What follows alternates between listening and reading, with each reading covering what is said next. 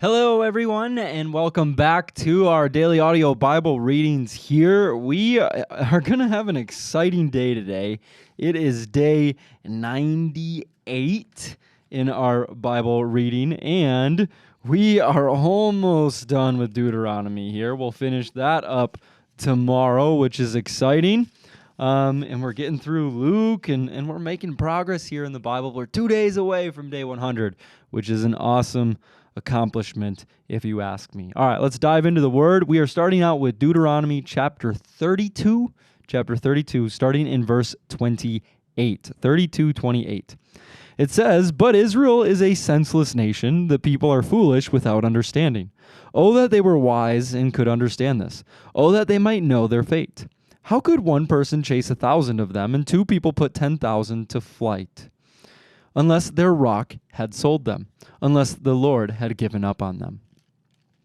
But the rock of our enemies is not like our rock, as even they recognize. Their vine grows from the vine of Sodom, from the vineyards of Gomorrah. Their grapes are poison, and their clusters are bitter. Their wine is the venom of serpents, the deadly poison of cobras.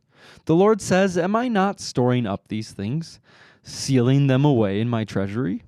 I will take revenge. I will pay them back in due time. Their feet will slip. Their day of disaster will arrive, and their destiny will overtake them. Indeed, the Lord will give justice to his people, and he will change his mind about his servants when he sees their strength is gone and no one is left, slave or free. Then he will ask, Where are their gods, the rocks they fled to for refuge? Where now are these gods who ate the fat of their sacrifices and drank the wine of their offerings? Let those gods arise and help you. Let them provide you with shelter. Look now, I myself am he. There is no other God but me. I am the one who kills and gives life. I am the one who wounds and heals.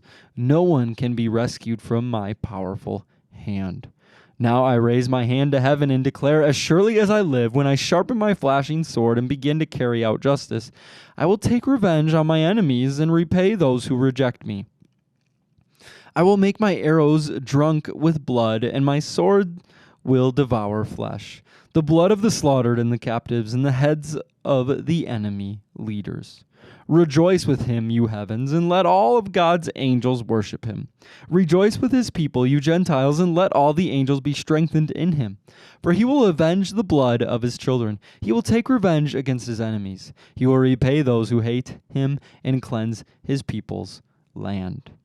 So Moses came with Joshua, son of Nun, and recited all the words of this song to the people.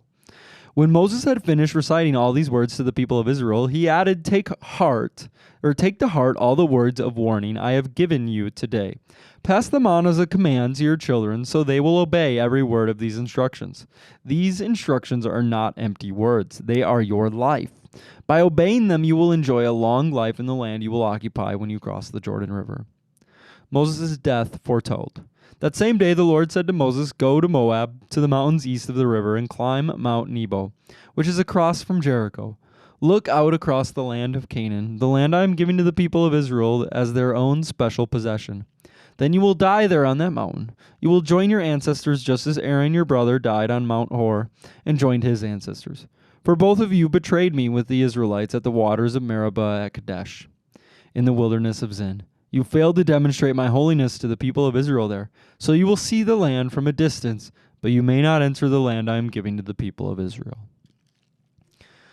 All right, we will pause there and finish the last chapter of Deuteronomy tomorrow, which is pretty exciting, if you ask me. All right, we are in Luke chapter 12. We are picking up in Luke chapter 12 with verse 35. Luke chapter 12, verse 35, and we will read through 59. It says, Be ready for the Lord's coming. Be dressed for service and keep your lamps burning, as though you were waiting for your master to return from the wedding feast. Then you will be ready to open the door and let him in the moment he arrives and knocks. The servants who are ready and waiting for his return will be rewarded.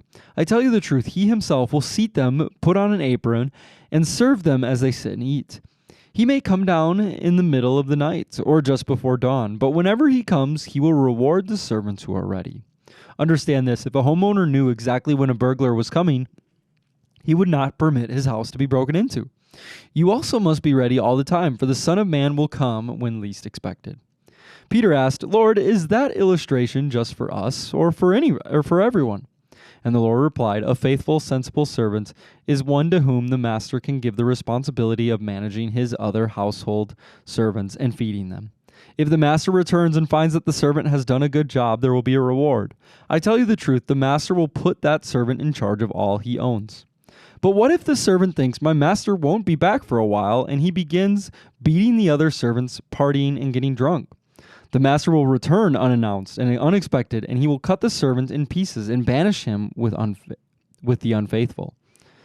And a servant who knows what the master wants but isn't prepared and doesn't carry out those instructions will be severely punished.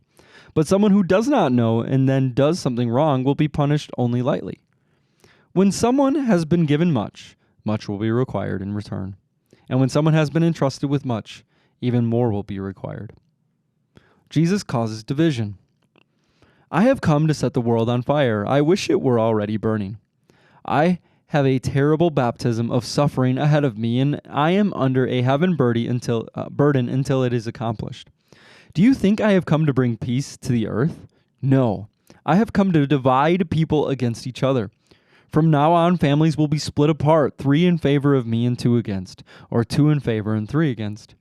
Father will be divided against son, and son against father, mother against daughter, and daughter against mother, and mother-in-law against daughter-in-law, and daughter-in-law against mother-in-law. Then Jesus turned to the crowd and said, when you see clouds beginning to form in the west, you say, here comes a shower. And you are right. When the south wind blows, you say, today will be a scorcher. And it is.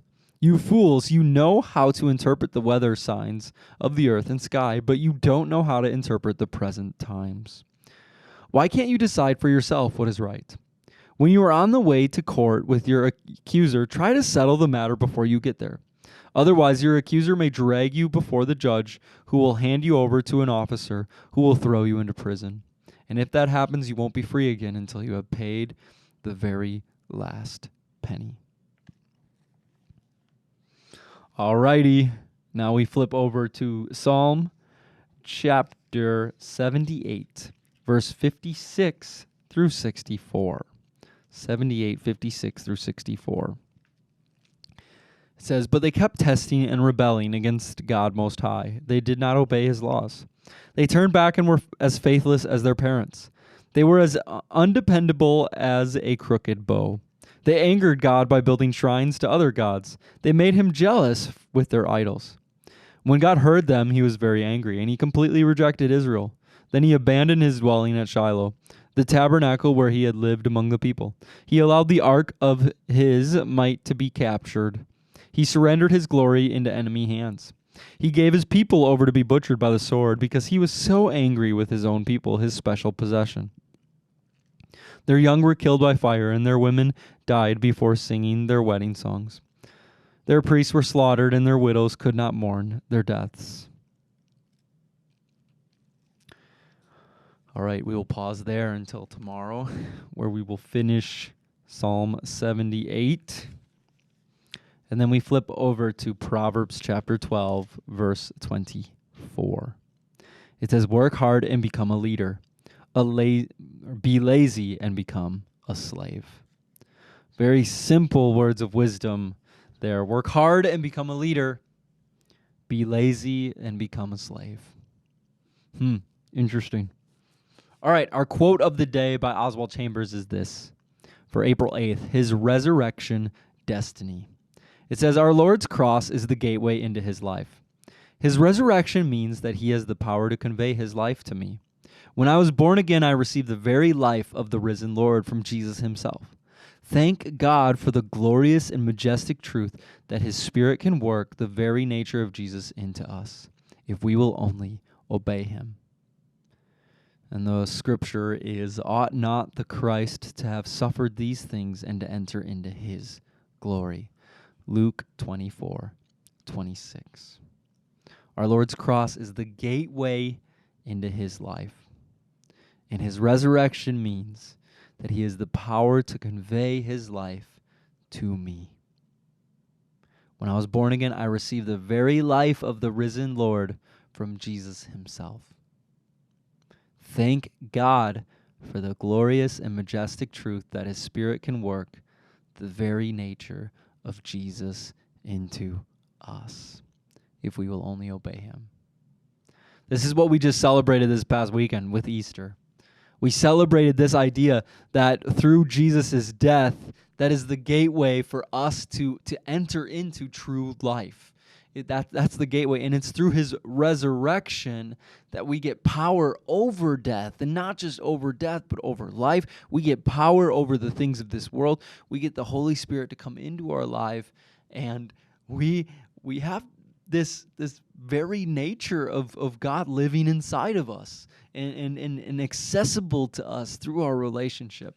And that's the power. That's the power of being a Christian. All comes because of the death and resurrection of Jesus. And it all comes because of the Holy Spirit coming into our life and living inside of us and through us.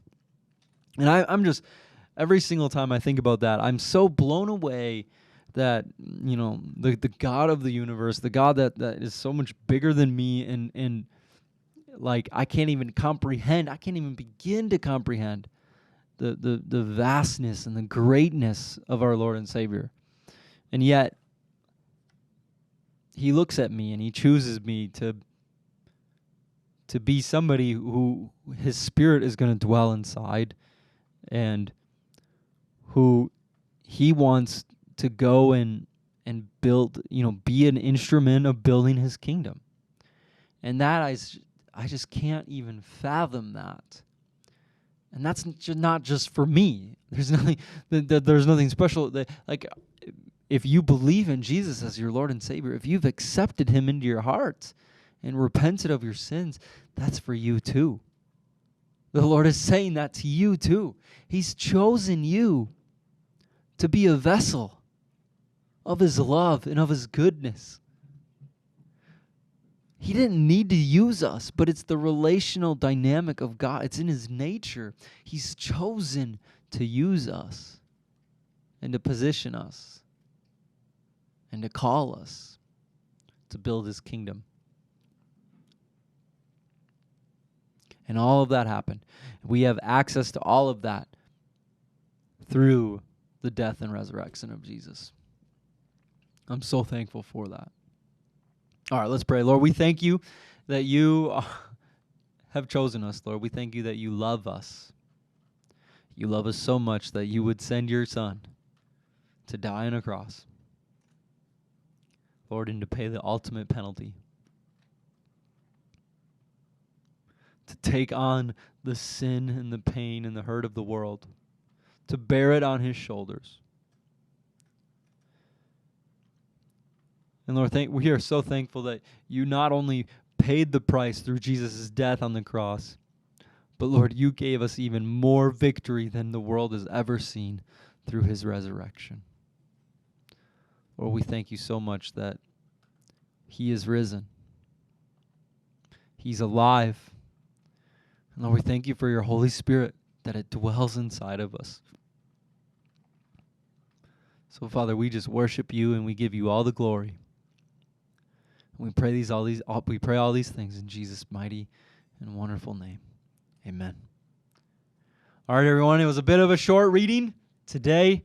We can enjoy that once in a while. That's kind of nice. But I hope you have a wonderful Thursday, and that's day 98, 2 days away from day 100. All right, everybody, we'll see you tomorrow.